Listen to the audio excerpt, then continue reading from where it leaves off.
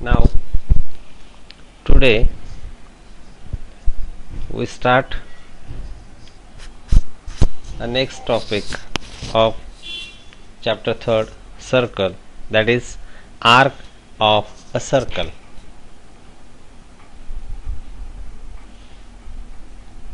In your textbook, a figure is given, a circle with center C and secant K. It is intersect circle at point A and B in this way. So a secant divides a circle in two parts. Any one of these two parts and the common points of the circle and the secant constitute an arc of a circle. Means A X B, this is arc, and A Y B, this is another arc. Means circle divided in two arcs, that is AXB and another is AYB, in this way. Let's see, one arc is smaller than other, so we easily says that a smaller arc means it is called minor arc, and a greater arc, that is AYB, it is called major arc. So which is minor arc and which is major arc, we always know about that. This is main thing of arc of a circle. Now next, central angle. Here a circle with center O. From O we draw OA and OB. By that two arms there is angle created by these two arms, that is AOB, and it is always said to be a central angle. Look carefully here. When the vertex of an angle is the center of a circle, it is called a central angle. This is our definition of central angle. O is the center of a circle and angle AOB is the central angle.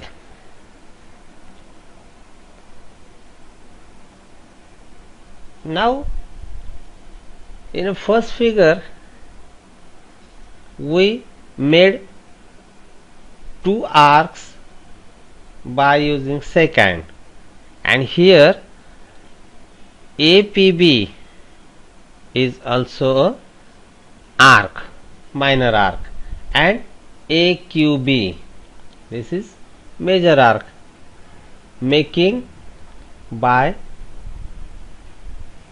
central angle.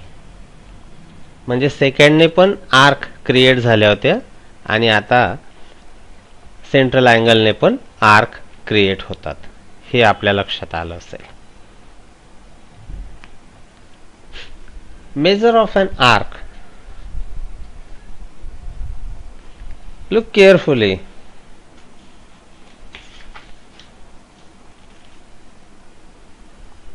From figure, to compare two arcs, we need to know their measures.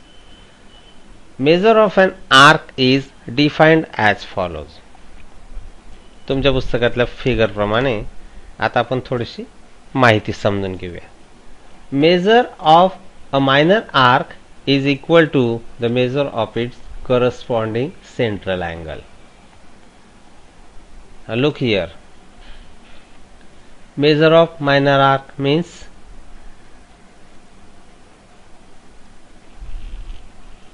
measure of arc APB is equal to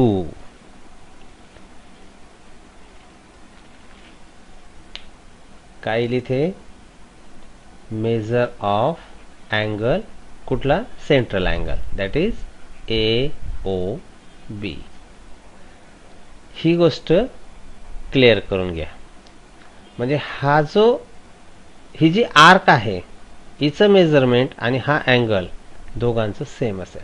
आता समजा हा 60 degree असेल तर major arc APB किती असेल ती सुद्धा 60 degree. बघा ही लेंथ आहे वास्तविक पण आपण ती सुद्धा डिग्री मध्ये मेजर करतोय ही गोष्ट नीट लक्षात ठेवा. मग आता प्रश्न हा येतो मेजर आर्क चं मेजरमेंट किती असेल. We know circle having 360 degree the measurement of circle is 360 degree. आता याच्यातनं मायनर आर्क मायनस करून घ्या 60 म्हणजे मग किती राहिलं 300 डिग्री. मग 300 डिग्री मेजरमेंट कशाचं आलं आर्क मेजर आर्क AQB. या पद्धतीने आपल्याला या आर्कचं मेजरमेंट सहज काढता येतं आणि तेच फॉर्म्युले या ठिकाणी दिलेले आहेत बघा. Measure of a minor arc is equal to the measure of its corresponding central angle. Right? Here center angle is theta. So measure of minor arc APB is also theta. मी तेच 60 डिग्री घेऊन तुम्हाला समजवलं इथे theta same as ठेवला. आता major आर्कचं measurement काढायचं असेल तर काय केलं आपण 360 मधनं 60 मायनस केला होता म्हणजेच काय केलं 360 degree minus measure of corresponding minor arc. मग ते जे येईल ते मेजर आर्क येणार आहे. या पद्धतीने आपण मेजर आर्क आणि मायनर आर्क सहज काढू शकतो. मेजर ऑफ सेमीसर्कल आर्क समजा सेकंड ही सेंटर मधनं जात असेल तर सर्कलचे दोन सारखे भाग होतील त्यांना आपण म्हणतो सेमी सर्कल्स आणि त्यांचं मेजरमेंट मग साहजिकच 180 डिग्री येणार आहे दोघांचं सारखंच येणार आहे. मग तिथे मेजर आणि मायनर आर्क राहणार नाहीत दोघं सारखेच असतील इक्वल असतील त्यांचं मेजरमेंट 180 डिग्री असेल. आणि last point measure of a complete circle is 360. हे आधी आपण समजून घेतलं आणि मग इथपर्यंत पोहोचलो. या गोष्टी आधीच आपल्याला माहित होत्या तो मुद्दा इथे शेवटी घेतलेला आहे. Congruence of arcs. आता याच्यासाठी एक ऍक्टिव्हिटी दिलेली आहे थोडक्यात सांगतो. सी सेंटर असलेलं एक सर्कल काढलं आणि सी सर्कल असलेलंच आणखी थोडे रेडियस वाढून दुसरं एक सर्कल काढलं. आता इथे हा अँगल ACB 70 डिग्री. मग ही आर्क आहे त्याची AB.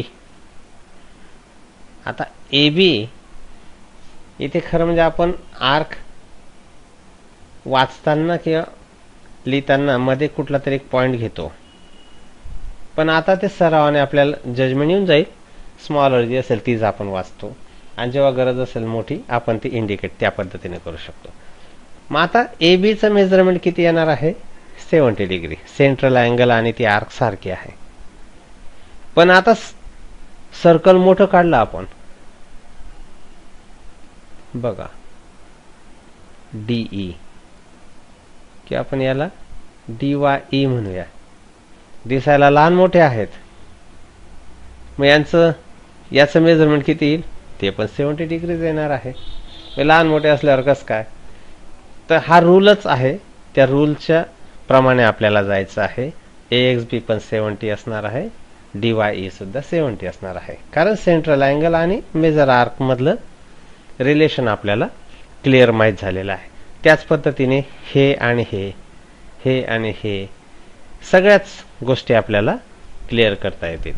हीच गोष्ट या ठिकाणी नमूद करण्यात आली आहे. आणि मग यांना कॉंग्रुएन्सी म्हटली जाईल. Congruence of arcs. दोन्ही आर्कचं मेजरमेंट सारखं असेल तर they are congruent to each other. हे इथे नीट समजून घ्या. म्हणजेच काय, two arcs are congruent if their measures and radii are equal. आता इथे आपण बोलून गेलोत की हे आणि हे सारखं आहे, पण यांच्या रेडियस सारख्या आहेत का? याची रेडियस होती CB आणि याची रेडियस होती CE. सारखे नाहीत. मग हे कॉंग्रुएंट मी मगाशी म्हटलं होतं, मग हे कॉंग्रुएंट आहेत का?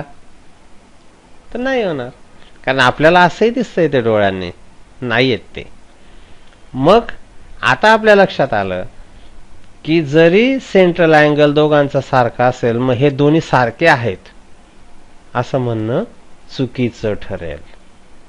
मग त्याच्यासाठी कंडिशन काय वाढली ती आपण या माहितीमध्ये पाहूया. Two arcs are congruent if their measures and radii are equal. मग केव्हा दोन आर्क सारखे असतील की जेव्हा त्यांचं मेजरमेंट आणि रेडियस इक्वल असतील तर ते कॉंग्रुएंट असतील. मग आपण इथे जे म्हटलं होतं AXB and DYE both are same or equal, that is false. ते चुकीचं ठरेल कारण या दोघांच्या रेडियस सारख्या नाहीत. हा एक वेळ DYE किंवा आपण याला DEच म्हणूया, आर्क DE आणि आर्क GF यांच्या बाबतीत काय म्हणता येईल, दोघांचा सेंट्रल अँगल सारखा आहे म्हणजे हे दोन्ही कसे आलेत, कॉंग्रुएंट. राईट. मग AB आणि इथे ही एवढी ही कशी आली, मग कॉंग्रुएंट. ही गोष्ट क्लिअर करून घ्या. आता मला वाटतं याच्यात चूक होणार नाही. मी सुरुवातीला त्याच पद्धतीने गेलो होतो आणि नंतर ते रिपेअर केलं, तुमच्या लक्षात ते आलंच असेल. आता property of sum of measures of arcs.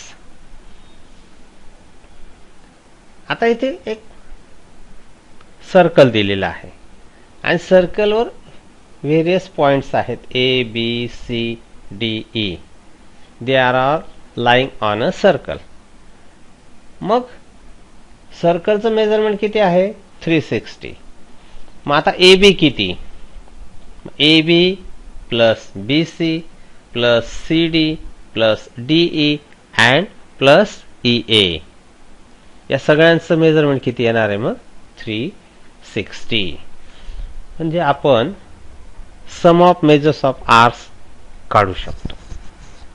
आपल्याला ते मेजरमेंट काढता येईल. समजा BC त्यांनी दिला असेल 70, हा दिला असेल 40, हा दिला असेल 60 आणि याचे सगळ्यांचे जर सम काढत गेलात तर ते 360 यायला पाहिजे. आता इथे त्यांनी जे म्हटलेलं आहे ते पाहूया.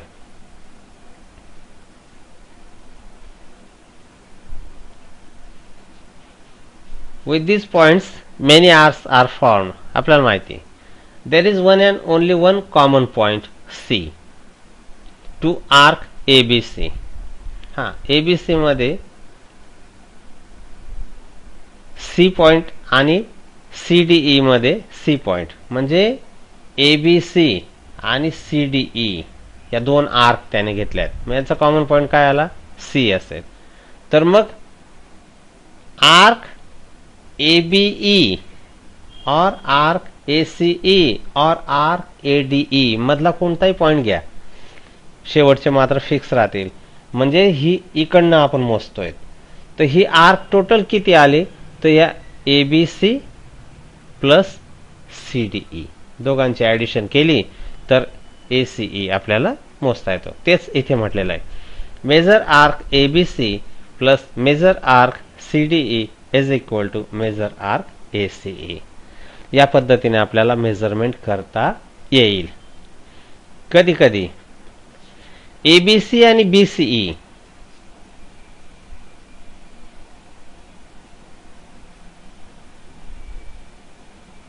लक्षात आलं तुमच्या? ABC आणि BCE, BC कॉमन येतोय दोघं याच्यामध्ये. Have many points in common. BC एवढा टॉपिक R पूर्ण कॉमन येत आहे, म्हणून आपल्याला त्या पद्धतीने ॲडिशन करता येणार नाही आणि ती इक्वल सुद्धा दाखवता येणार नाही. ही गोष्ट या ठिकाणी क्लिअर करून घ्या. थेरम दिलेला आहे. हा थेरम आपल्यासाठीच आहे, स्वतः समजून घ्यायचं आहे. त्याच्यासाठी त्याने ॲक्टिव्हिटीमध्येच त्याला कन्सिडर करूया. The chords corresponding to congruent arc of a circle are congruent or congruent circles. लक्षात आलं नसेल तर पुन्हा एकदा वाचा. The chords corresponding to congruent arcs of a circle are congruent. Given figure प्रमाणे पुस्तकात दिलेलं आहे तेच टॉपिक आपण इथे घेतला आहे. In a circle with centre B arc APC congruent arc DQE. म्हणजे बघा, हा APC आणि हा DQE.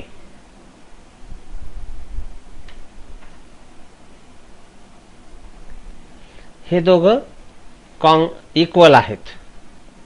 जर हे इक्वल असतील तर मग कॉर्ड AC आणि कॉर्ड DE हे इक्वल आहेत किंवा कॉन्ग्रँट आहेत ते दाखवा.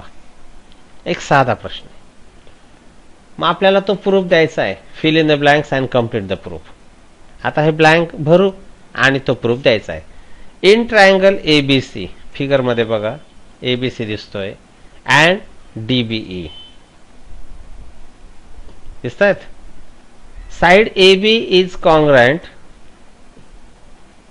Side AB is congruent side BD किंवा DB. कशामुळे? काय म्हणता येईल आपल्याला याला? Same radii of same circle. मग इथे लिहायचं same radii of same circle. याच पद्धतीने आपल्याला दुसरी साइड पण सांगता येईल. BC is congruent BE. मी इथे लिहू शकतो BC इज कॉन्ग्रँट BE.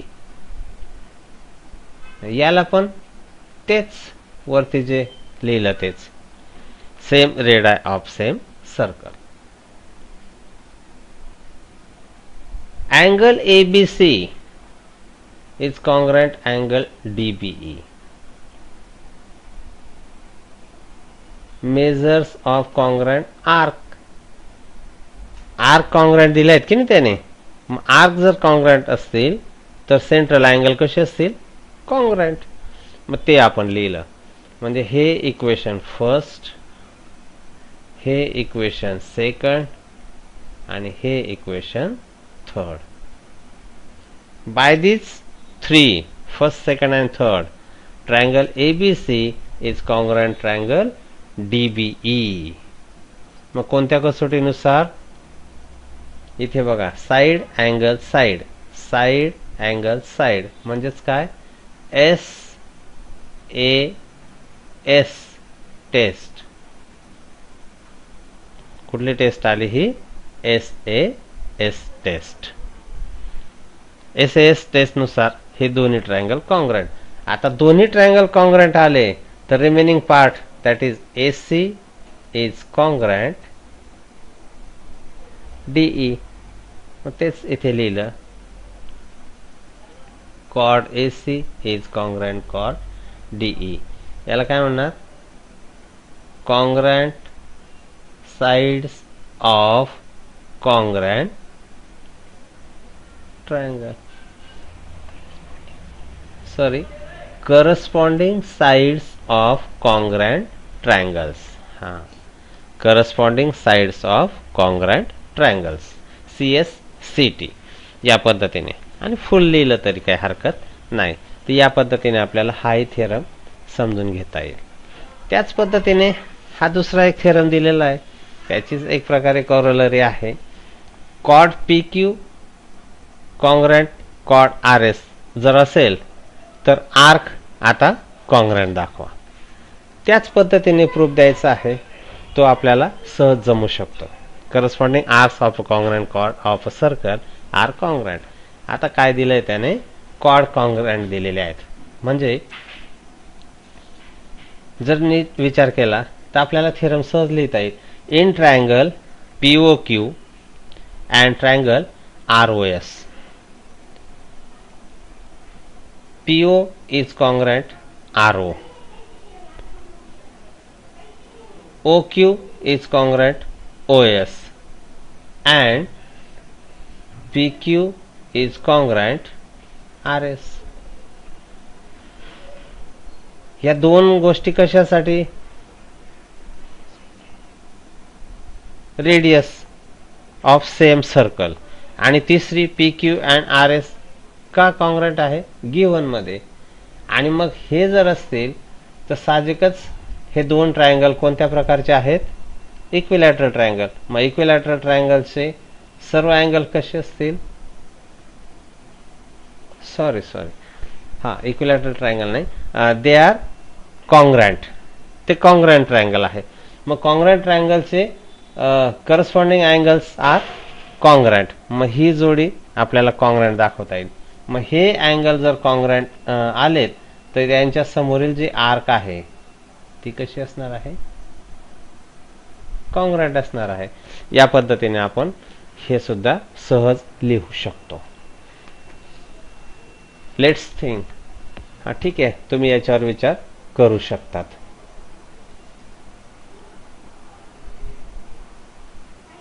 काही एक्झाम्पल त्याने सॉल्व करून दिलेले आहेत, तेही तुम्ही नीट समजून घेऊ शकतात. सहज म्हणून एक चर्चा करूया.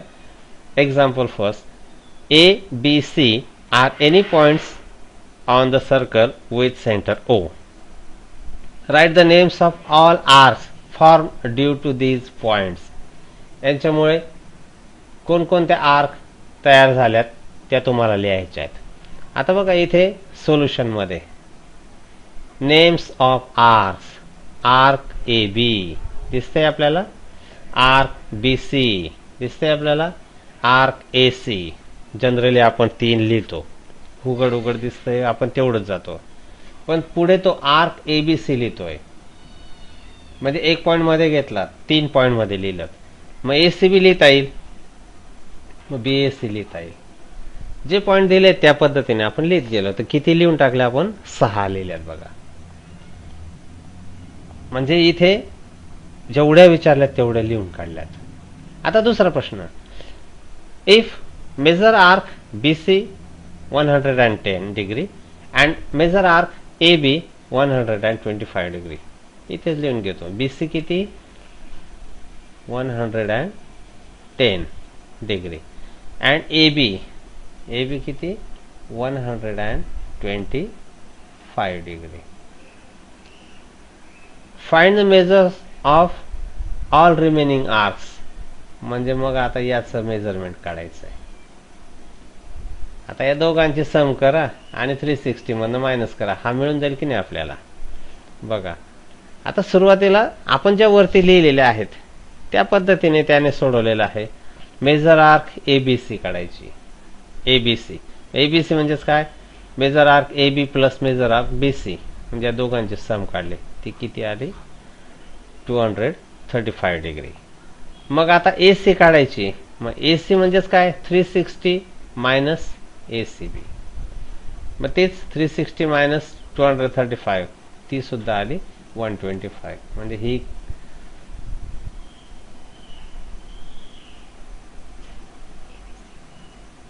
एक मिनिट हा. Major arc ABC is equal to major arc AB plus major arc BC. 125 plus 110, 235.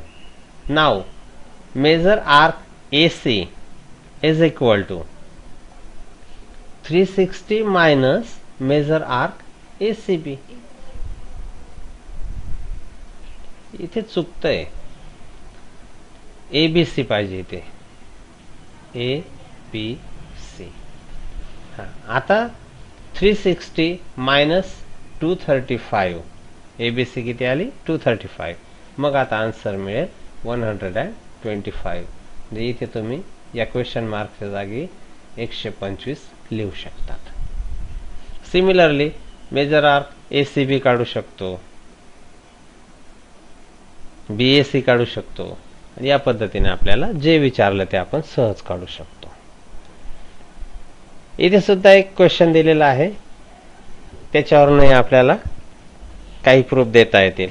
सोडवून दिलेला आहे, तुम्ही याचा स्टडी व्यवस्थित करू शकतात. रिमेंबर दिस. आता काय काय लक्षात ठेवायचं याच्यातले ते सर्व घटक इथे दिलेले आहेत. An angle whose vertex is the centre of a circle is called a central angle. आपल्याला माहिती आहे आता सेंट्रल अँगल कशाला म्हणतात, की ज्याचा व्हर्टेक्स सर्कलच्या सेंटरवर असेल त्याला आपण सेंट्रल अँगल म्हणतो. Definition of measure of an arc. आर्कच्या डेफिनेशन त्याने लिहून दिलेल्या आहेत. The measure of minor arc is the measure of its central angle. Central angle आणि मायनर आर्क मेजरमेंट सारखं असतं. मग मेजर आर्क काढायचे असेल तर 360 minus minor arc, corresponding minor arc, या पद्धतीने. आणि सेमी सर्कलचं 180 डिग्री मेजरमेंट असतं. या सगळ्या गोष्टी आपण टप्प्याटप्प्याने पाहिलेल्या आहेत. तर एवढ्या गोष्टी आपल्याला सगळ्या व्यवस्थित यायला पाहिजे. मला वाटतं आजचा टॉपिकही तुम्हाला व्यवस्थितरित्या समजला असेल असं समजतो आणि इथे थांबतो. थँक्यू.